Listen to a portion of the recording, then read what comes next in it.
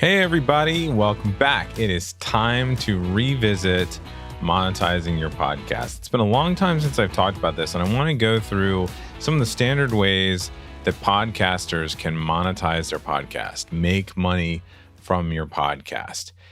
Now, when I get this question, and I get it a lot from podcasters, the first thing they always want to know about is advertisers and sponsorships. Is it true that you can get ads and sponsorship for your podcast? Well, the short answer is yes.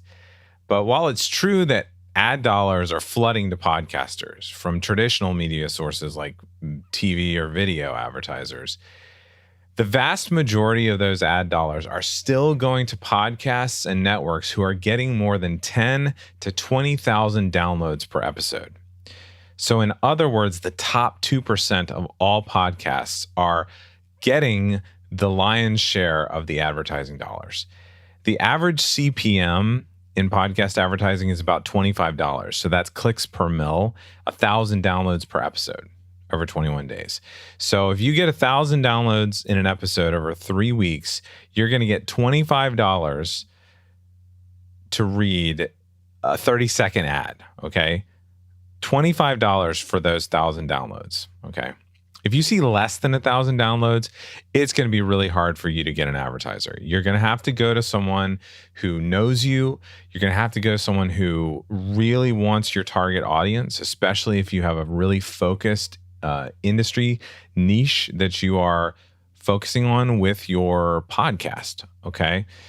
You're going to have to do those one-on-one deals, and it's going to be harder, and it's going to be a lot of work. You can't go to an advertising agency and get them to book ads for you that easily if you're less than 1,000. And it's going to be more like 2,000, 3,000 downloads per episode before you really see any significant money, okay?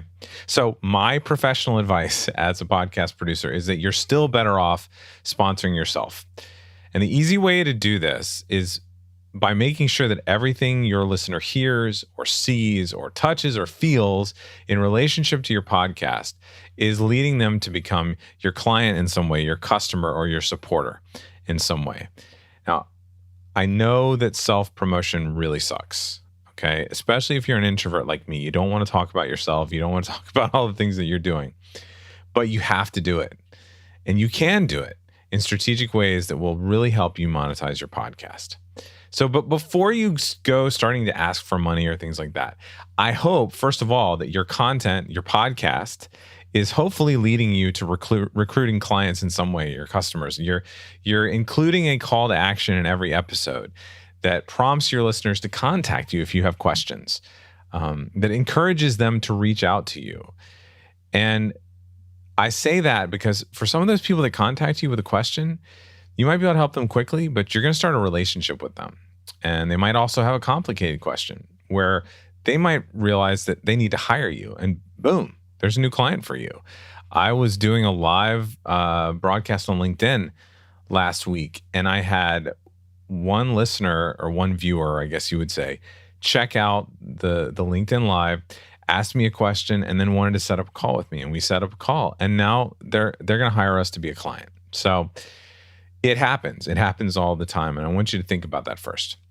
So on to money. So how do you make money off your podcast? Well, here's a quick list of ways where you can begin to monetize. First, think about digital products, okay? Online courses, video courses, ebooks, PDFs, okay? Promoting those things. Online courses are just a way you can monetize your podcast simply by promoting the courses on your podcast. If you have courses in your business, you're teaching people, you have an online business, okay, you got to promote them. Courses can be self-guided. They can be live courses. But because your listeners have an authentic relationship with you and they trust you, they're going to be more likely, more willing to buy a course from you. The same concept is true for books, ebooks, PDF, any type of digital product. If you have a topic that you want to go more in depth on, then you could sell it in an ebook form or a PDF form for a low price on your site. You could put it up on Amazon, any number of ways, and then promote that book on your podcast. Promote that digital product on your podcast. Okay. So what about services? A lot of us are in a service-based business. So what you could do is, if you have services that you can productize, create packages, promote them.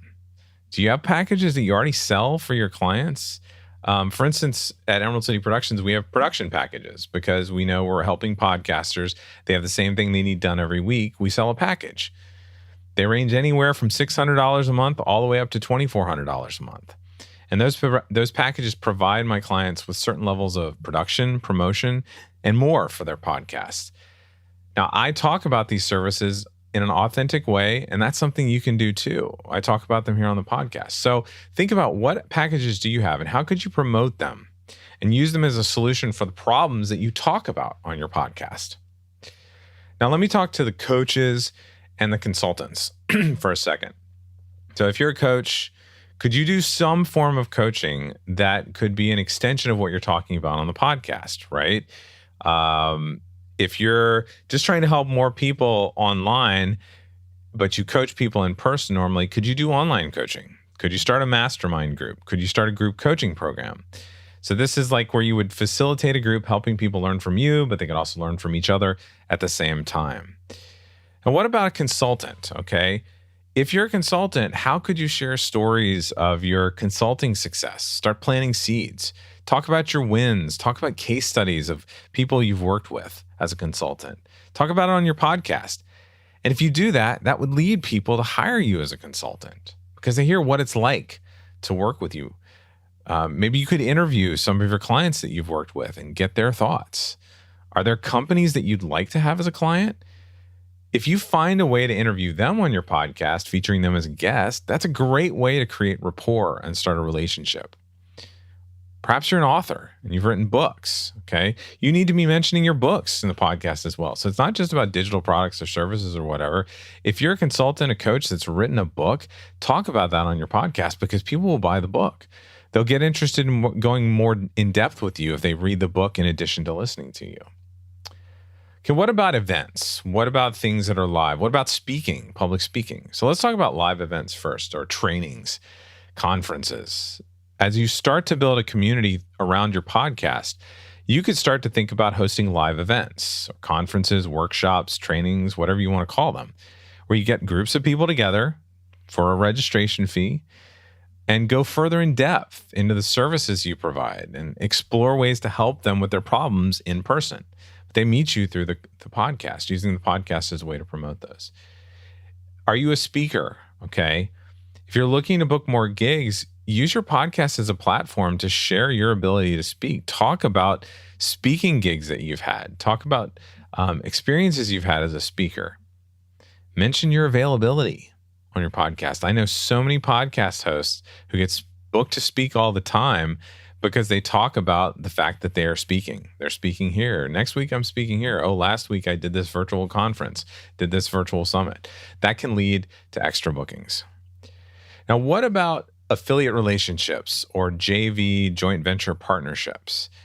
Are there partners out there that have complementary services to you where you could partner with them and both talk about each other's services on your podcasts? Now, what about affiliates, affiliate links, relationships? Okay, these are another way to make money from your podcast. It's different than promoting your own products or services, but it's still valid, a valid option for monetizing. Basically, an affiliate relationship is a situation where you enter an agreement with some other service provider or a certain product you like, where you get a commission off of sales of that product through a certain link. And people use this unique affiliate link to provide the information to the person they're buying the product from that you've mentioned. So you can mention this link in your show notes. You can mention it verbally in a podcast episode, have it on your website. And then they buy that product or service and you get the commission. It's a simple way to get started, okay? And the best way I've found to get this going is to set up an Amazon affiliate account. By doing so, you can actually include resources or products that you use on your website, in your show notes, and mention them on your podcast. And then Amazon, with that Amazon affiliate link, they will buy it, and Amazon will give you a commission on that purchase if someone makes that purchase through your link. And one thing they do that's even cooler is they also give you a commission on anything else that person buys within 24 hours of clicking your link. Okay, so it's in Amazon's best interest because you've driven traffic to their site. So that's why they help you out there. So far, I've talked a lot about monetizing your podcast for people who have clients, people who are working B2B, B2C, where they've got their coach, their consultant, they've got an online business, they're a small brick and mortar where people can buy their products. But what if you've created a podcast for entertaining people? You do a news podcast or a politics podcast or a fan podcast of some TV show or a comedy podcast or something like that, where really you're just trying to entertain people. So when you're talking about those people, you're basically going to try to get money from your patrons. It's sort of an ancient term that we still use, but these are people that want to support you. So essentially, you're going to have to ask for donations, or you're going to build a fan club or something like that. It's really easy, actually. It could be as simple as setting up a PayPal donate button on your website. But I'm much more of a fan of creating a fan club or a membership site or something like that. We used to use the term crowdfunding a lot. There's a really popular site for this. It's called Patreon. And Patreon is a service that allows you to basically create a fan community where people can donate to your show on a monthly basis, or they could donate per episode. You can set up different giving levels where your supporters, also known as patrons, get a benefit or a reward, some type of something freebie for a donation level of their choosing. Patreon is also a way that you can create an exclusive area for loyal fans or listeners of your podcast to give them more access to you and your content and create a feeling of exclusivity. Many podcasters I know that use this have seen great success creating a community on Patreon. They have monthly gatherings, special private podcast episodes on a private podcast feed through Patreon, and much, much more that helps them grow their support through Patreon as a site. And you've also got things like Apple's premium content now. Spotify is creating premium content where you can create a separate podcast that people can pay for. Or you could take your whole podcast to a subscription model, a premium model. So that's another way that you can go direct to fans for support. I highly recommend you checking it out, whether it's Patreon or some of the premium content, especially if you're a podcast that's more entertainment based, right? That's not going to have products, not going to have things that you'll sell regularly or services that you could provide. Okay.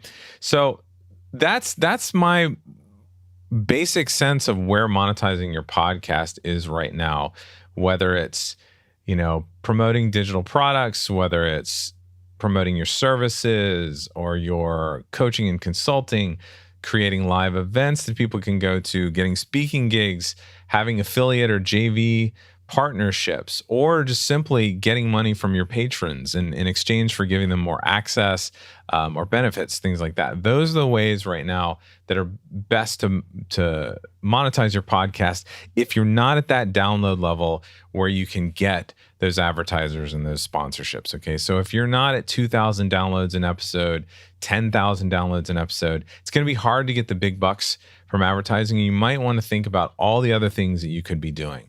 And you could act like an advertiser for yourself. I pay for a slightly higher level of Libsyn service for my media host. It's called Libsyn Plus, and I get dynamic ad insertion. So the ads that you hear on the show for my products are dynamically inserted, meaning I can choose what ads I want to run, where, and what episodes. I can run them across all of my 100 plus episodes. And that's really helpful. So if you get to the point where you have lots of things that you could promote, you may want to consider something like that. Monetizing your podcast does not have to be hard or difficult, and you don't need to bend over backwards for sponsors. You can sponsor yourself simply by following the examples that I've listed today in this episode. And if you do, you'll be well on your way to having a money-making podcast. Now, in my membership site, the Podcaster Pod, I actually have over 50 podcasters right now who are monetizing their shows in many different ways. If you'd like to join us to learn more and get some other great ideas and advice, all you got to do is go to dannyosment.com/pod and use the code JOINPODPOD to get a 1-month free trial. Now that link will be in the show notes, and I hope you take advantage of it because it's a really great group of podcasters who are really helpful and love sharing advice and their own experiences. So that's all I have for you this week. Thank you for being here, and I will see you next week.